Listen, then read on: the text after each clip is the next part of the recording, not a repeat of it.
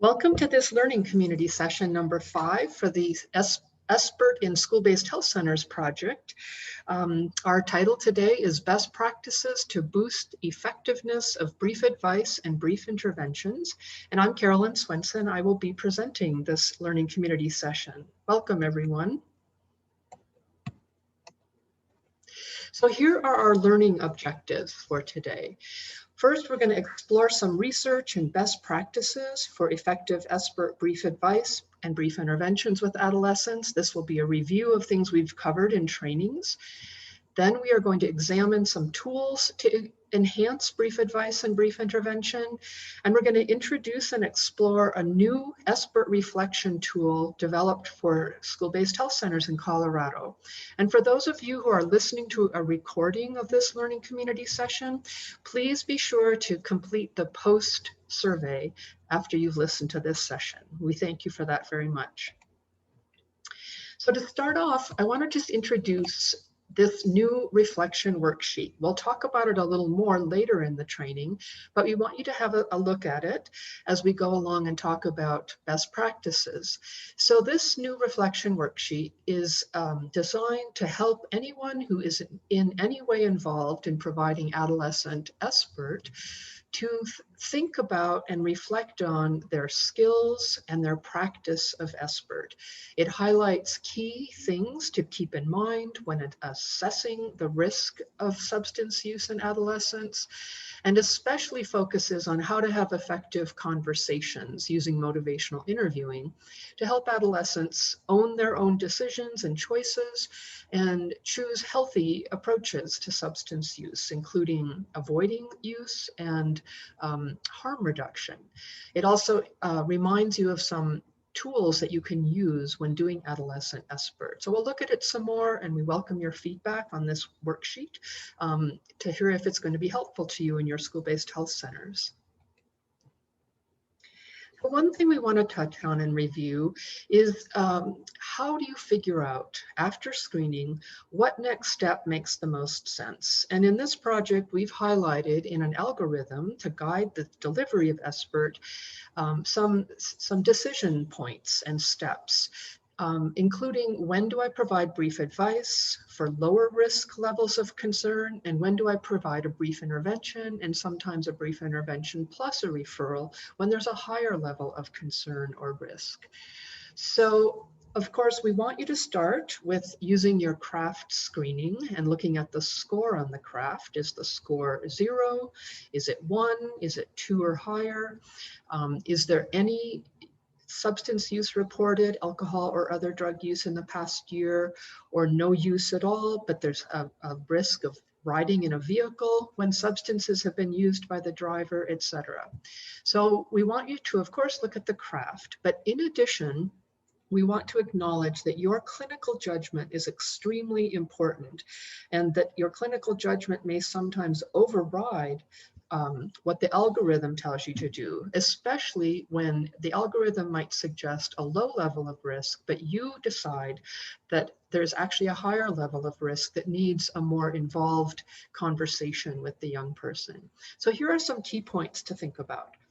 First of all, consider the current age of the adolescent. As always, when we train you, we talk about how younger age of any initiation of alcohol or drug use is always a higher concern. So even if the score on the CRAFT is low, only 1, for example, but the adolescent is only 11, 12, or 13, you may decide it warrants a more involved next step, brief intervention. Also consider the age at first use. When did this adolescent first start to experiment in any way with alcohol, with marijuana, or with another substance? Earlier age definitely predicts a greater risk for escalating substance use that can become more serious during adolescence. Also consider, does this adolescent have a chronic medical condition, a mental health or developmental disorder? That always increases the level of risk of any substance use.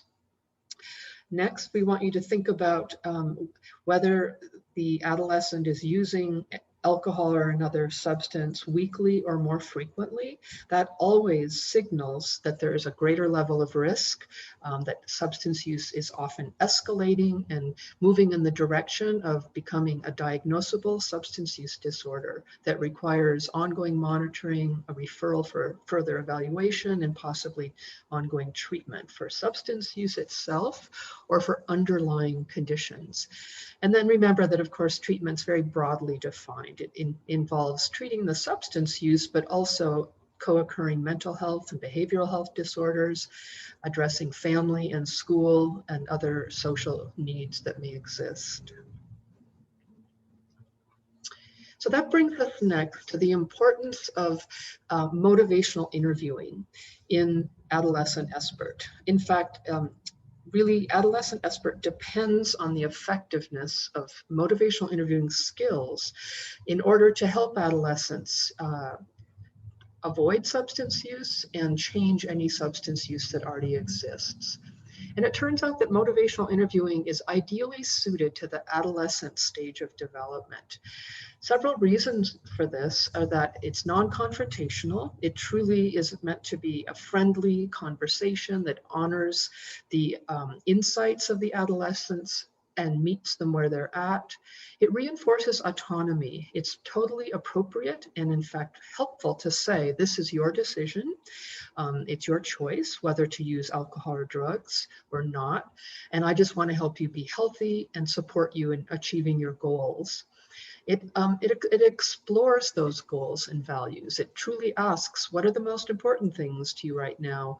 What kind of person do you want to become as you grow into adulthood? And you can always tie substance use to those goals and values. It's a stage of life when we really want to promote insight and self-understanding, so that adolescents begin to really understand better, why do I make the choices I make? Why is it difficult to say no sometimes? How can I increase my skills around owning my own choices and doing the things I want to do to keep myself healthy and safe and keep other people safe? And it also addresses confidence and self-efficacy. We know that in order for people to change substance use or other behaviors, that they need to believe they can do it. And motivational interviewing allows you to very openly address that if there is a low level of confidence, that you can help build that belief that change is possible and that you can provide supports to help the adolescent be successful. So here are some key points about motivational interviewing as it relates to SBIRT and other health behavior changes. So first of all, it's always valuable to explore the positive and the negatives of any alcohol or drug use. This starts to build that ambivalence and highlight that there's often ambivalence. There's some good things about using marijuana and some not so good things. If there are no negatives, if you ask, what are the not so good things about marijuana or about drinking alcohol, and they say there's nothing, everything about it is good, you can always look forward in time with the adolescent, meaning look ahead to 3 months, 6 months down the road and just decide together, how would you know if some negatives were starting to happen and it wasn't so good anymore. And then you would agree to continue that conversation and look at other ways to address perhaps the underlying issues like stress or anxiety that the adolescent might identify as reasons they're using alcohol or marijuana or another substance. A very important part of motivational interviewing is to be able to recognize and elicit change talk, any talk about wanting to change or why change might be a good idea, and then to repeat it back out loud for the adolescent. Another key point is to explore very directly, how important is this change to you? How ready do you feel to make a change? And a 0 to 10 ruler, which we'll review, is a really helpful way to do that. And whatever number the adolescent chooses on that ruler, you would ask, why did you choose a 4 and not a lower number, to help prompt more change talk? Exploring confidence is also really valuable. Bring that out into the open. Is the adolescent quite confident they could make a change, even if they're not ready to take the next step right now? And again, that 0 to 10 ruler can help you. And finally, develop discrepancy. What we mean by that, we'll look at that a little bit more in just a few minutes, is look at the substance use and how it actually relates to their goals and values, or how it could get in the way of their goals and values down the road. So there's some discrepancy between what right now might not seem like a big deal, but down the road could become a problem.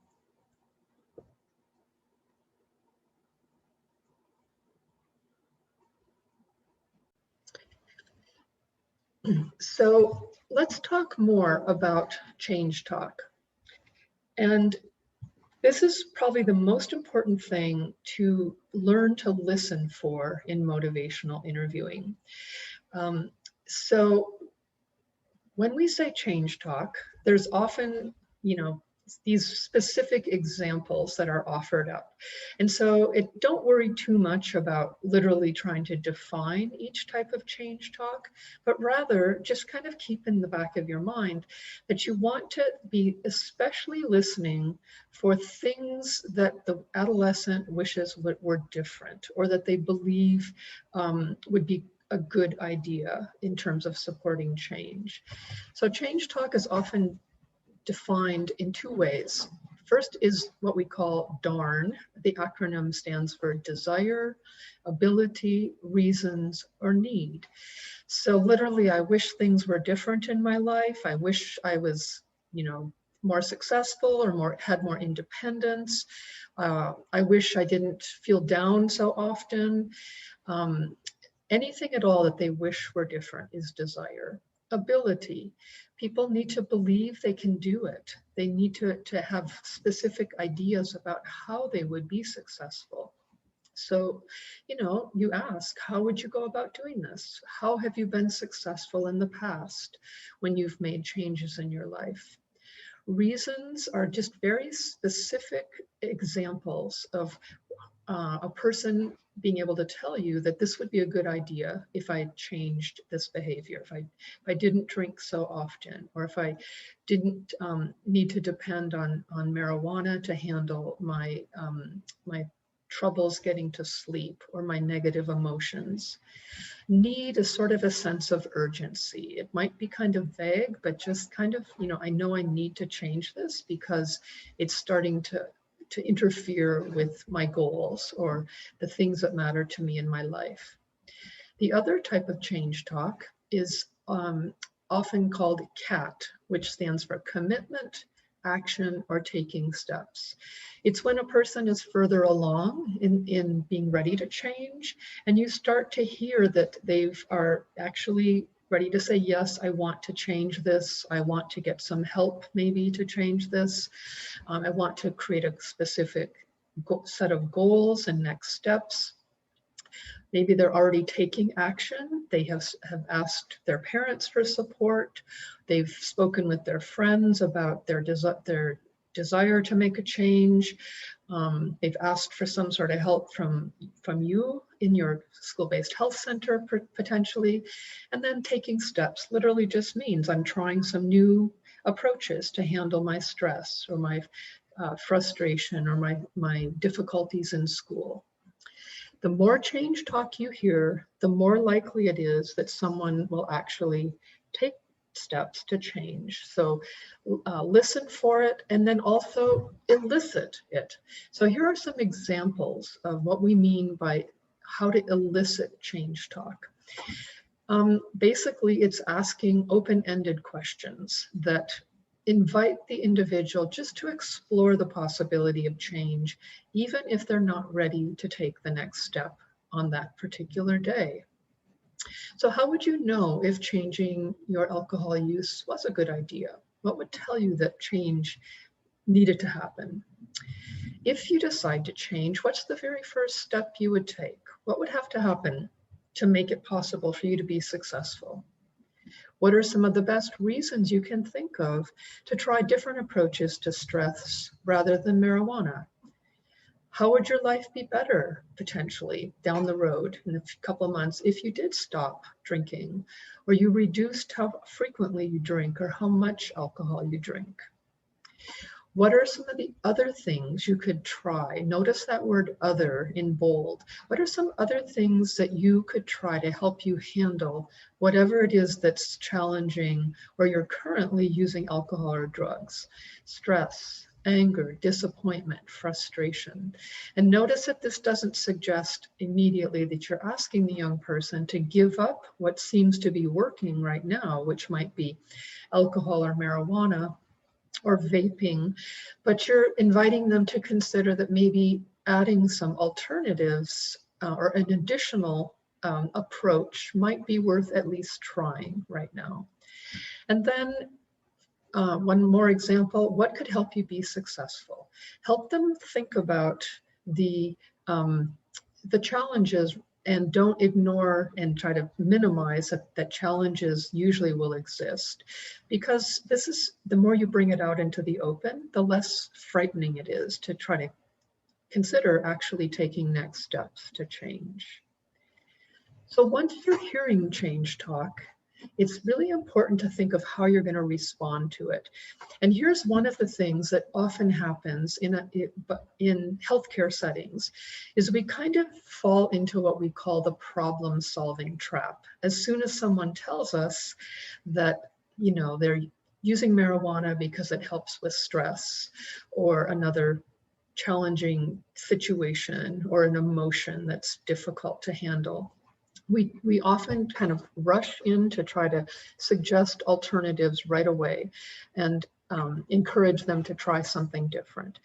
And it's not that problem solving is a bad idea. It's just that until we help a person get to the point of being ready to take next steps, we're sort of wasting our time by offering suggestions. So instead, when you hear change talk, here's what the research shows is really truly helpful in order to use that change talk to help the individual get closer to making a change faster.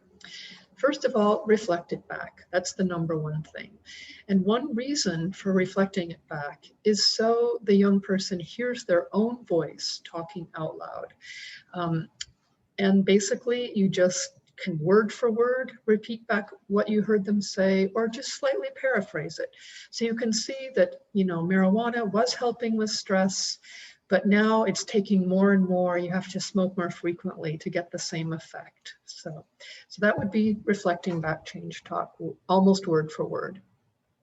Another way to respond is to try to guess at the underlying meanings and unspoken concerns.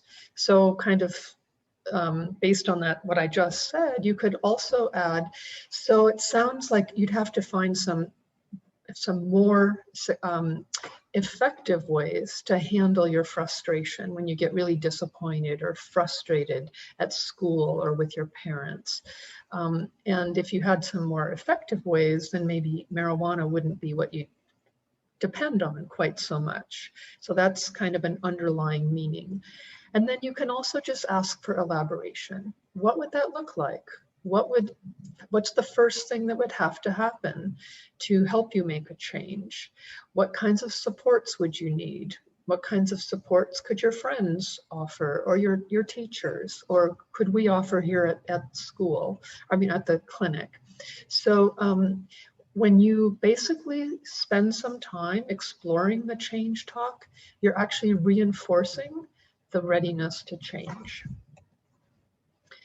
So inevitably, when talking with adolescents and adults about health behavior change, we're going to encounter what we would call very low motivation. Sometimes it's called resistance in motivational interviewing, but some experts recommend that we try to avoid that term because it can come across as kind of derogatory. But in any case, there absolutely will be times when you encounter very low readiness to change. So here's what we recommend. First of all, don't be afraid to simply acknowledge it, to say out loud. So it sounds like right now, changing your alcohol or marijuana use is not super important to you. You just don't really see it as something that's necessary right now. Bring it out into the open. Next, affirm their autonomy. Really just say out loud, it is totally your decision to change or not change. I want you to recognize that you're an expert on your own life, and I just want to support you in being healthy and safe, and you will know if change is a good idea.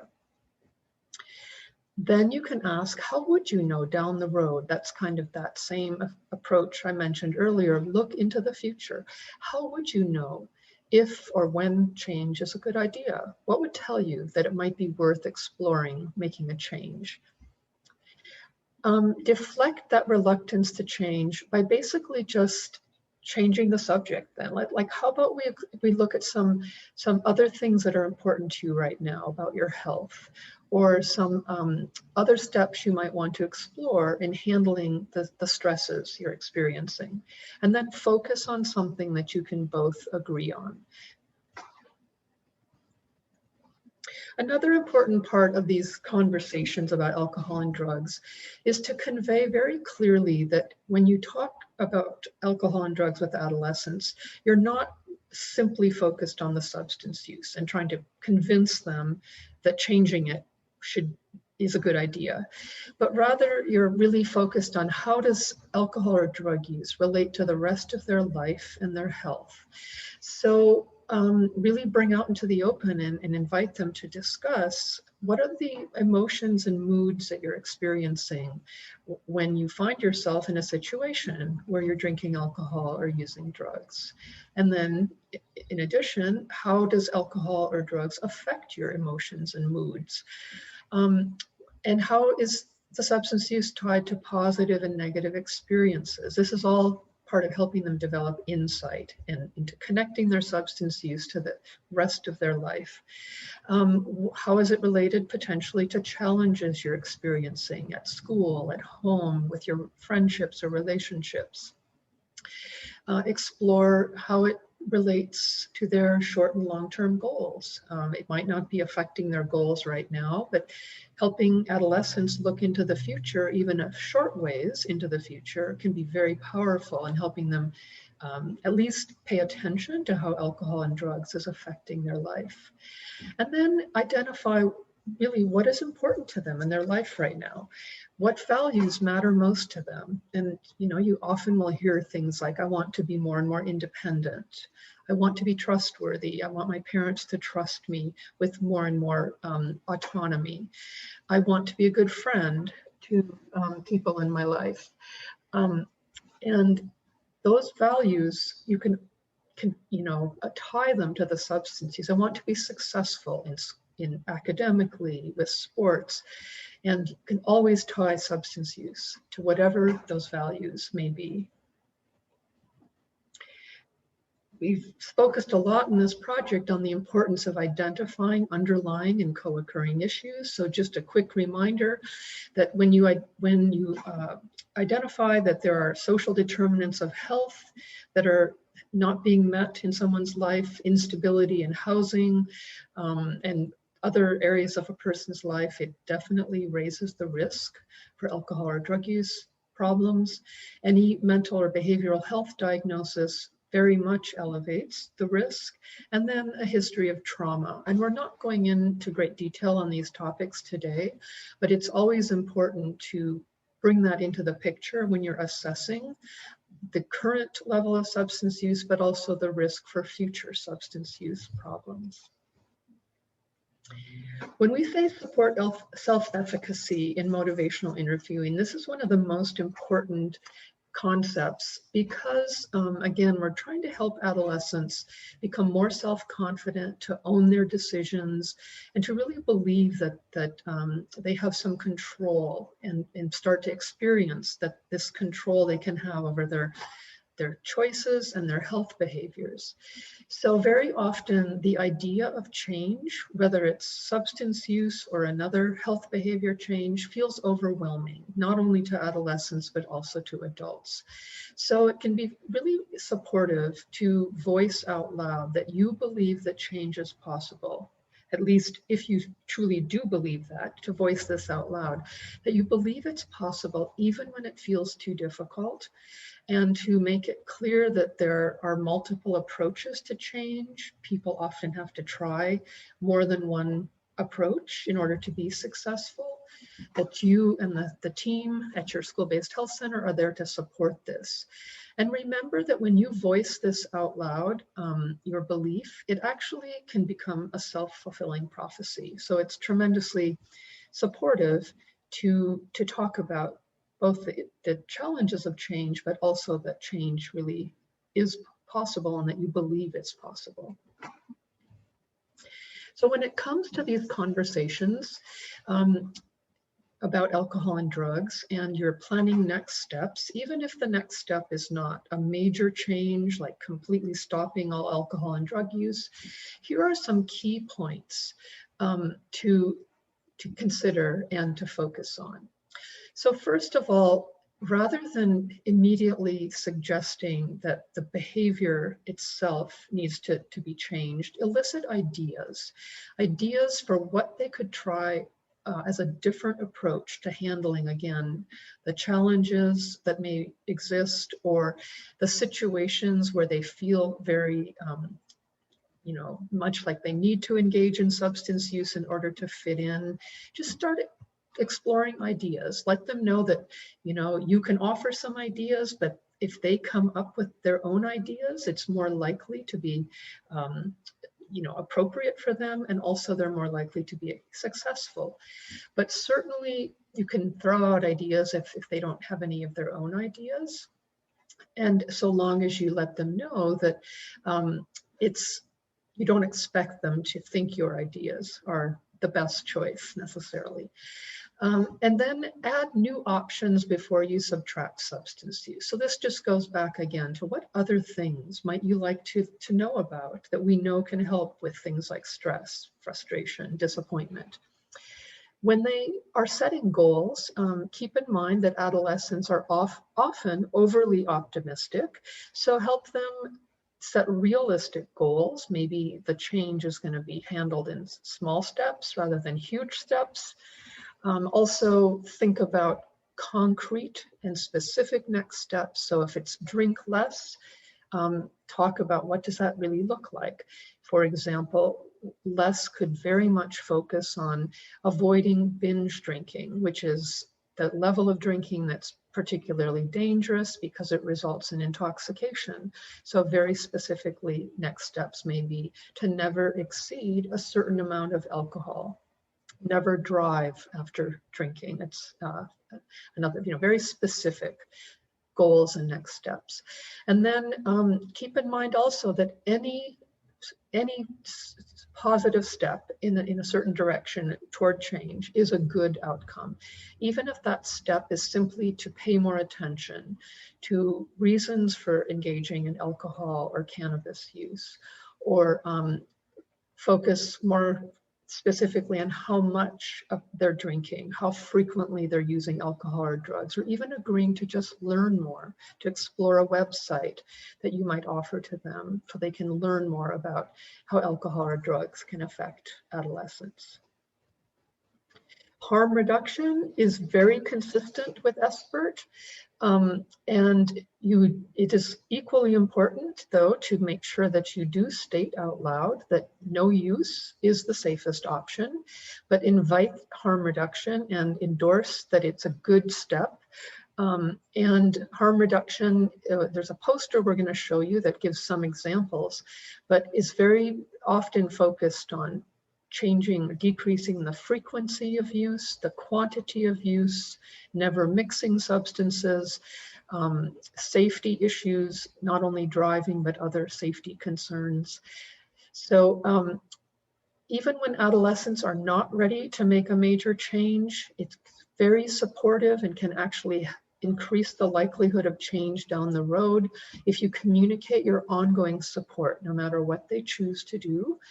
And even continuing to check in and continue the conversation is, we know that can actually lead to harm reduction down the road when you you indicate your willingness to check in, but also when you bring up the topic again and reach out to check in about how it's going sooner rather than later, which is what this slide is focused on. So, again, your clinical judgment should guide as when you literally check in terms of a phone call or a text message or another visit.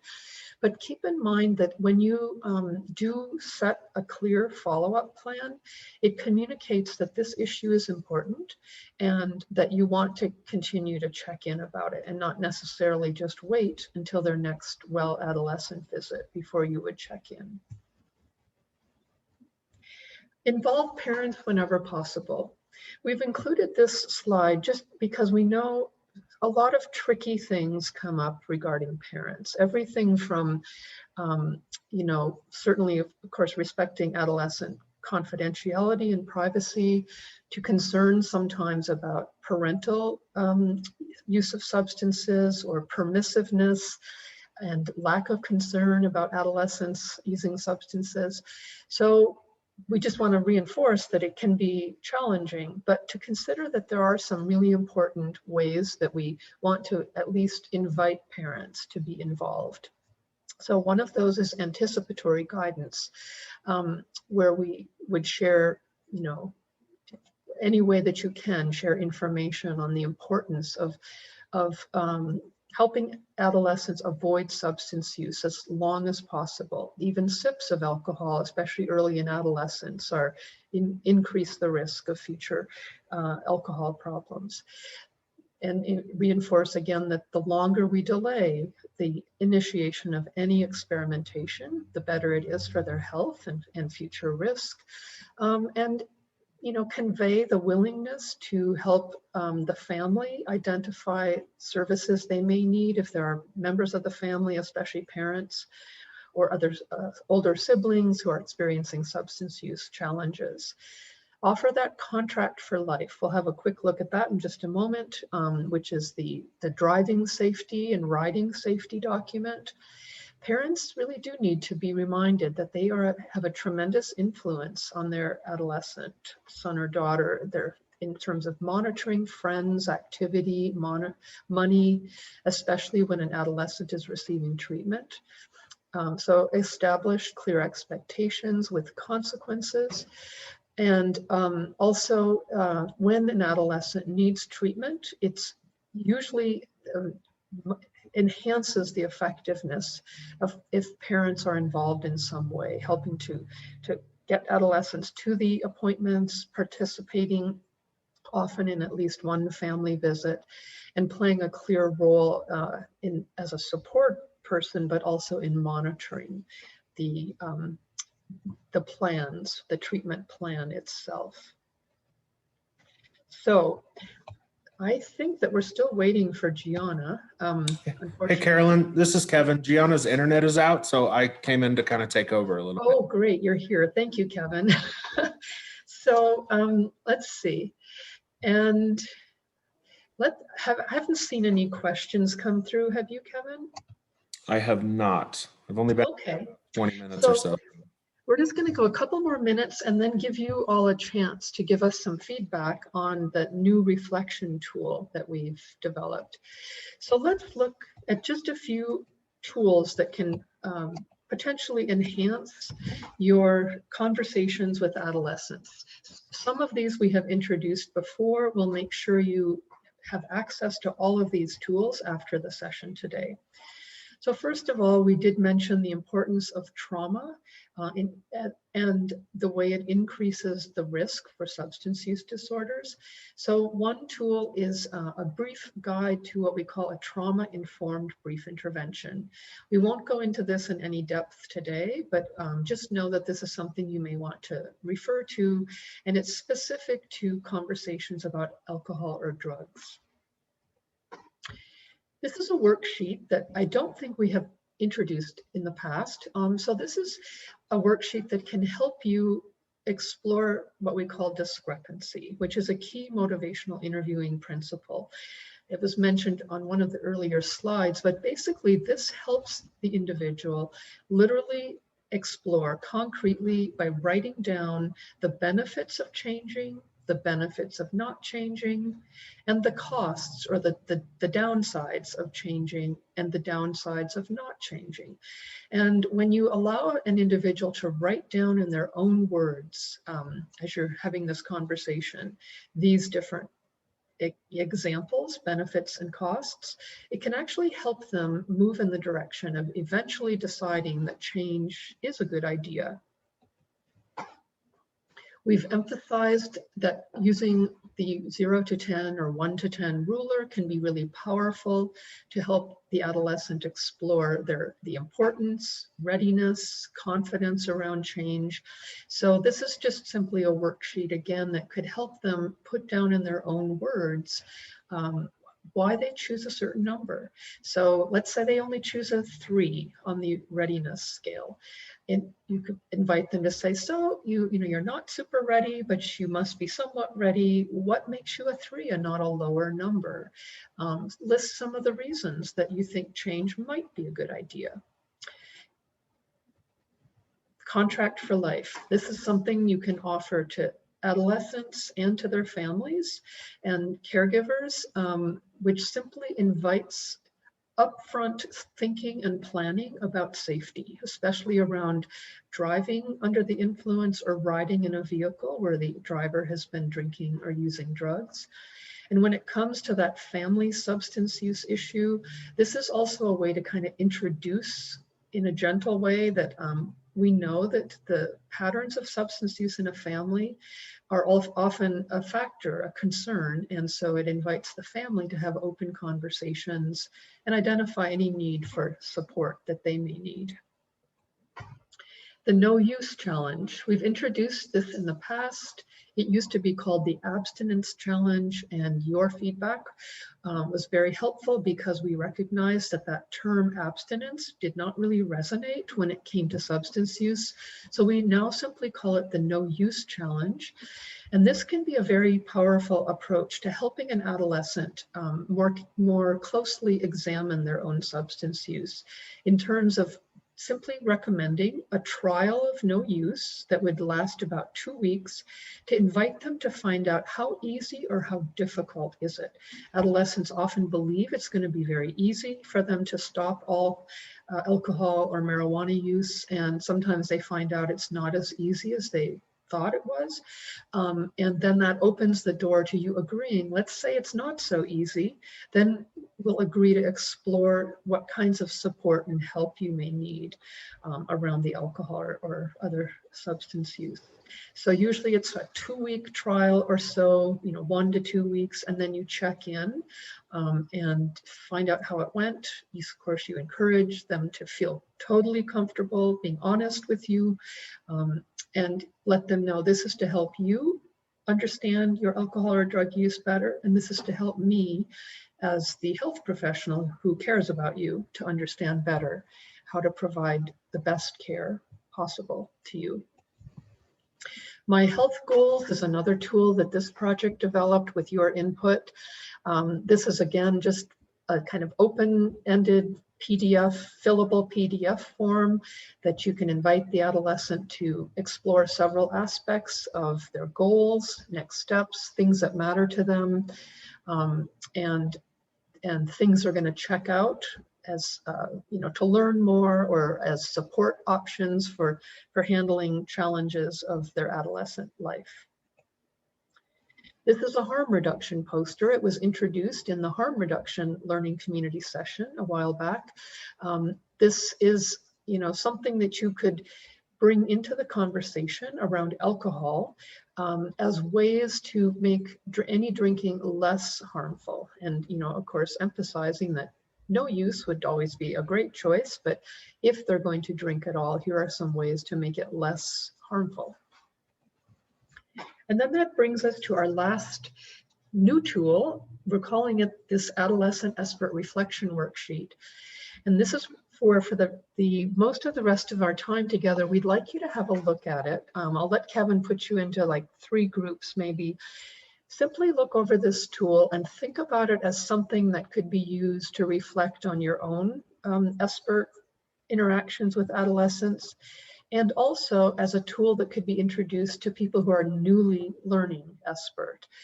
You know, is there anything about it that's useful? Are there things you would change? Are there things missing? Feel completely comfortable letting us know if you don't find it useful at all. So we're going to give you about 7 minutes to just have a look at it in 3 groups, compile a few comments, and we'll bring you back and have a little discussion before we finish off for today. So, but any questions so far before we go into small groups, or any comments? And Okay. everyone should have an invite to their breakout room. Great. Thanks, Kevin. Mhm.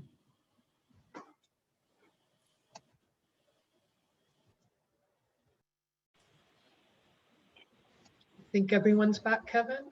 That should be everyone. Yep. Okay. So welcome back, everyone. And thanks for spending a little time looking at the reflection worksheet. In our few remaining minutes, just want to ask if you have any feedback for us, any initial thoughts about this reflection worksheet. Feel free to unmute or put comments in the chat box.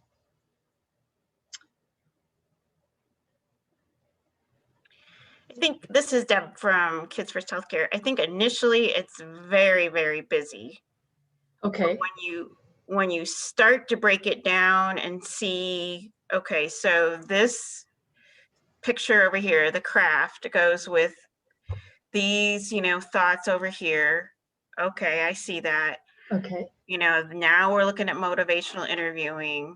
Oh, okay. And so it's stuff we're familiar with. It's just a lot on 2 pages, which I appreciate that it's on 2 pages and not like 12, which All right.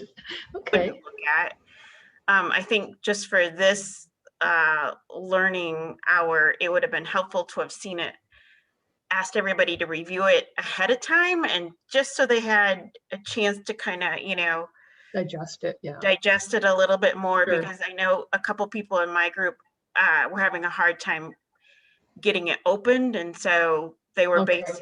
they were going based on my very poor description. Okay. Well, thank you for that feedback. And that's a great idea that we could have shared it ahead of time. And certainly this is literally just a first draft. So there'll be quite a bit of opportunity for anyone who is interested in exploring it to give us more feedback. But yeah, thank you so much for that, Deb. Anyone else with feedback for us?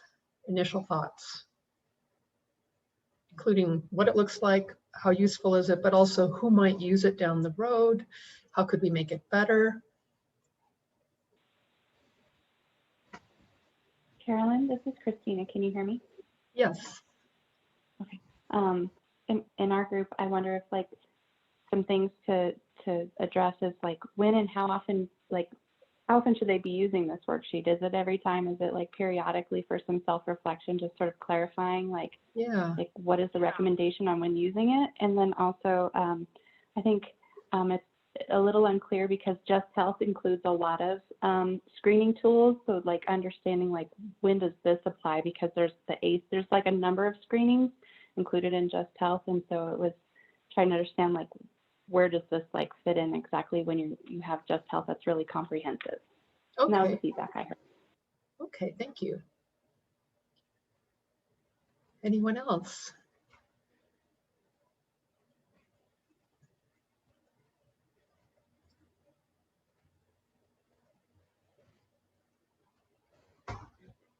Well, we certainly welcome feedback down the road.